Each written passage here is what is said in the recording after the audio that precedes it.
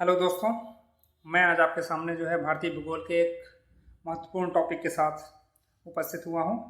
हम लोग इसमें बिंदुवार चर्चा करेंगे कुछ तथ्यों की, कुछ जानकारियों की, जो कि आने वाले आपके एग्जाम के लिए दृष्टिकोण से महत्वपूर्ण है। कुछ प्रश्न इसमें से पहले भी आ चुके हैं, तो ज़रा इसको ध्यान से देखिएगा और नोट कीजिएगा प्लीज़।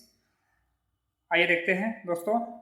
पहला पहला जो तथ्य है वो है आर्थिक समीक्षा 2020-21 के अनुसार हमारा अगर हम भारतीय कृषि की बात करें तो हमारे कृषि में दोस्तों, भारतीय कृषि में अगर टोटल वर्कफोर्स की बात करें तो उसमें 54.6% वर्कफोर्स हमारा कृषि में इन्वॉल्व है।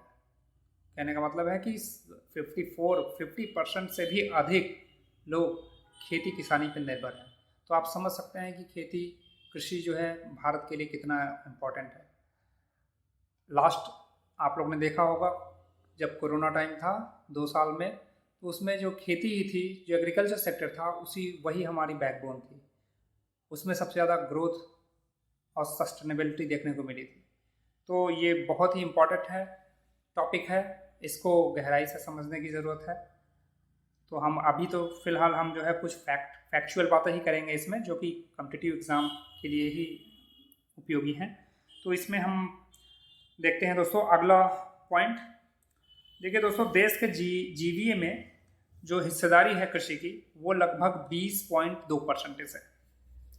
इसी के साथ हम बात करें तो हमारा जो पहला भारतीय कृषि अनुसंधान वो 1960 में स्थापित हुआ था, और इसे हमारे तत्कालीन प्रधानमंत्री पंडित जवाहरलाल नेहरू ने स्थापित किया था उस समय।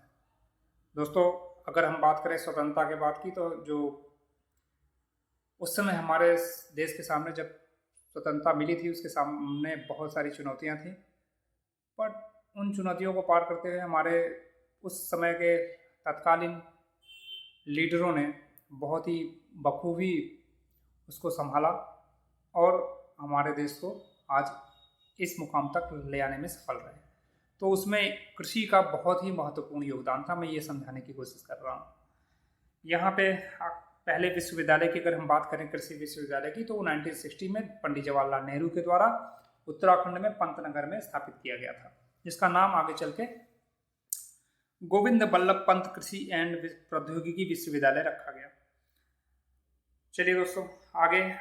भारत को 15 बृहद कृषि जलवायु प्रदेशों में विभाजित किया जाता है। जो हमारे पास जलवायु प्रदेश हैं वो टोटल 15 बृहद कृषि जलवायु प्रदेश हैं भारत में, जिनको 15 बृहद कृषि जलवायु प्रदेशों में विभाजित किया गया भारत को। चलिए दोस्तों, कुछ टर्म्स की बात करते हैं, टर्मोलॉजी की कृषि के से संबंधित। तो इसमें एक आता है टर्म युग्म पैदावार।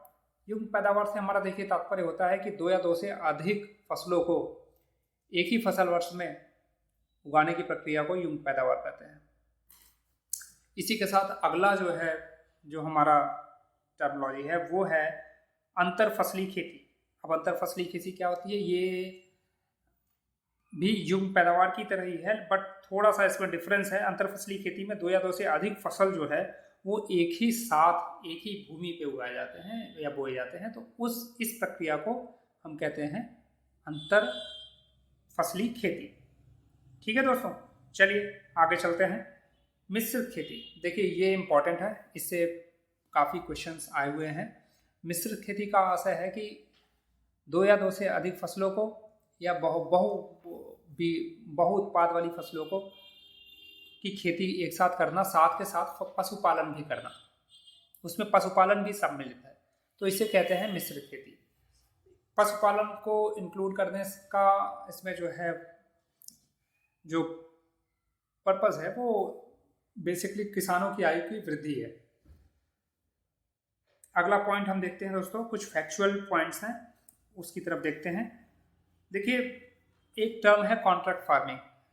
कॉन्ट्रैक्ट से तो आप सब लोग भली बात परिचित होंगे, किसी चीज़ का कॉन्ट्रैक्ट देना, किसी चीज़ को संविदा पे देना।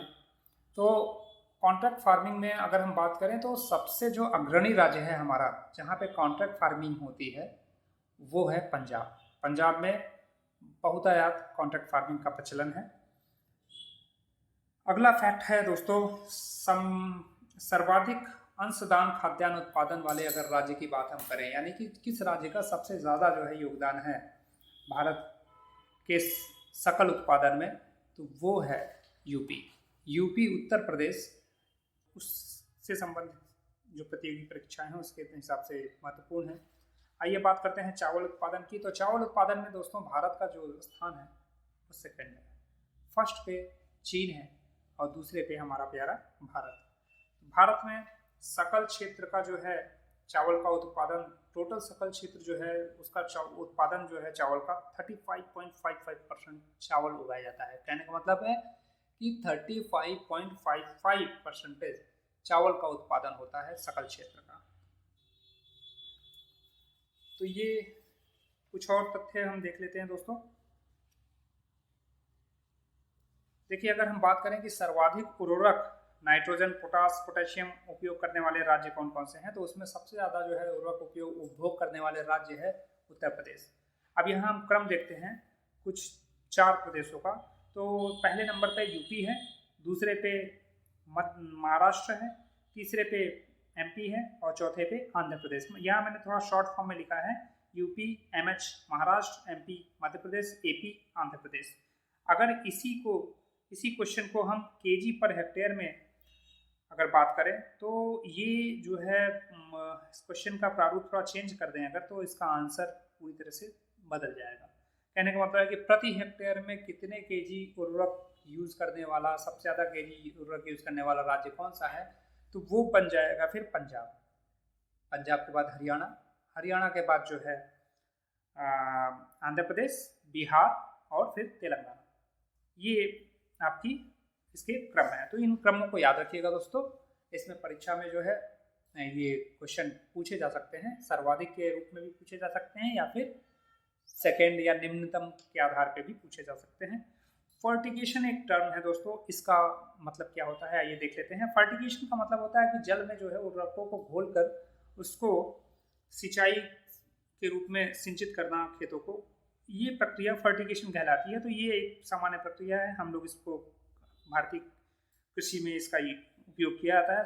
शून्य जुताई, शून्य जुताई ये इंपॉर्टेंट है दोस्तों। शून्य जुताई का तात्पर्य ये है कि खेत की जुताई किए बगैर अगली फसल बोना, इसे कहते हैं शून्य जुताई। कहने का मतलब है कि हम खेत में बिना कुछ जुताई किए ही उसमें हम अगली फसल को उसमें बो देते हैं। इससे क्या होता है दोस्तों कि पिछली फसल का जो अवशिष्ट पदार्थ हैं वो खेतों में पड़े रहते हैं, अब वो सड़ने के बाद वो उर्वरक की तरह काम करते हैं अगली फसल के लिए। तो इससे भूमि की उर्वरक क्षमता भी बड़ी रहती है और साथ ही के साथ जो है आपकी बल भी कम लगता है। आप अगर मैन पावर की बात करें तो वो भी आपको कम लगता है, व्यय कम होता है ये जो है। तो ये सब इसके फायदे हैं। इससे इसका एक और फायदा है कि इसमें आपका जो पिछली फसल में जो अवशोषित कार्बन पदार्थ हैं वो खेतों में ही रह जाते हैं और मृदा में मिल जाते हैं, तो वापस वायुमंडल में नहीं पहुंचते हैं। तो ये भी एक बहुत बड़ा एडवांटेज है इसका। अगला टर्म है दोस्तों सिंब आधिक्य। इसका क्या मतलब है? सिंब आधिक्य का मतलब है कि अपनी फसलों के साथ हम दलहनी फसलों को भी उपयोग करें, तो इस प्रक्रिया को सिंब आधिक्य कहते हैं। ये प्रायः मृदा उर्वरक क्षमता को बनाए रखने के लिए या फिर बढ़ाने के लिए इसका प्रयोग किया जाता है, क्योंकि दलहनी फसलें मृदा की उर्वरक क्षमता को बना के रखती हैं। तो दोस्तों अगला तथ्य देख लेते हैं। राष्ट्रीय मृदा सर्वेक्षण एवं भूमि उपयोग नियोजन ब्यूरो जो कि नागपुर में स्थित है, इसके अनुसार भारत को 20 प्रमुख कृषि पारिस्थितिकी प्रदेशों में बांटा गया है। यानी कि भारत को 20 प्रमुख एग्रो इकोलॉजिकल रीजन्स में बांटा गया है। ये क्वेश्चंस आए हुए हैं दोस्तों, इसलिए मैंने इसको जो है अपने इस चर्चा में इंक्लूड किया है। तो आज के लिए इतना ही। फिर से हम नए टॉपिक के साथ, विस्तृत टॉपिक के साथ, तथ्यात्मक जानकारी के साथ आपके साथ फिर से वार्तालाप करेंगे। तब तक के लिए थैंक यू वेरी मच।